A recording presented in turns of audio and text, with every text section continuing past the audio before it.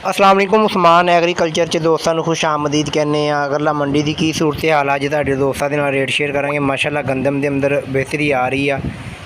जिस तरह दोस्त जानते हैं कि मंडी के अंदर माशाअल्लाह मकई ते कपाह बड़ी मकदार के अंदर आ रही है। जे तिल नवे वो भी आ रहे हैं तो सारे जनाब का तुहाडे नाल अज रेट शेयर करांगे। तो इस पर मेरे नवे दोस्तों को गुजारिश है कि चैनल को सबसक्राइब करो ताकि दोस्तों तुहानू हर तरह का हर तरह की वीडियो का नोटिफिकेशन मिलता रहे।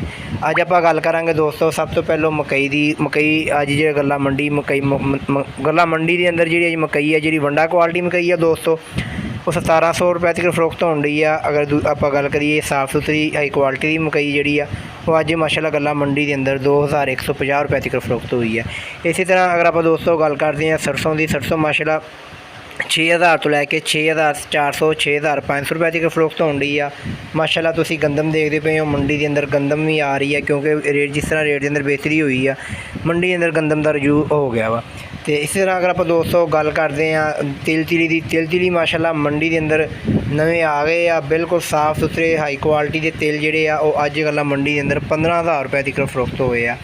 इसी तरह अगर गल की जाए दोस्तों मूंगी की, मूंगी जी उनका रेट घट गया वा। पहलों 9300 रुपये तक फरोख्त होने रही थी, उनका रेट घट गए। अज गल्ला मंडी मियाँ चन्नू के अंदर 40 किलो जी मूंगी है वो अज 8700 8600 रुपये तक फरोख्त हो रही है। इसी तरह दोस्तों आप गल करते हैं कपाह की। अज गल्ला मंडी के अंदर कपाह भी आ रही है माशाअल्लाह। अगर गल की जाए कपाह के रेट की, अज जो कपाह का रेट है 7200 7300 7400 रुपये तक फरोख्त होने। उनकी वजह दोस्तों ये वा कि अगे मुहर्रम दियां अज छुट्टियां हो गई वा जिन्नी वजह लोगों ने चुनाई बहुत ज़्यादा करती है। तो अज जी कपाह वा मंडी के अंदर बहुत ज़्यादा मकदार के अंदर आ रही है।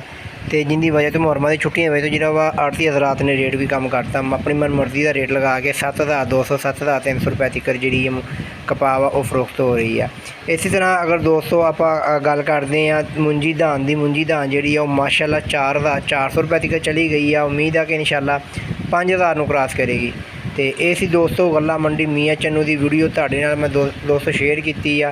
माशाअल्लाह बड़ा रश लग्या है वा। तो दोस्तों ये 40 किलोग्राम का रेट शेयर किया वा। इंशाअल्लाह आप नई वीडियो दोबारा मिलेंगे। दोस्तों अपना बहुत सारा ख्याल रखियो। अल्लाह हाफिज़।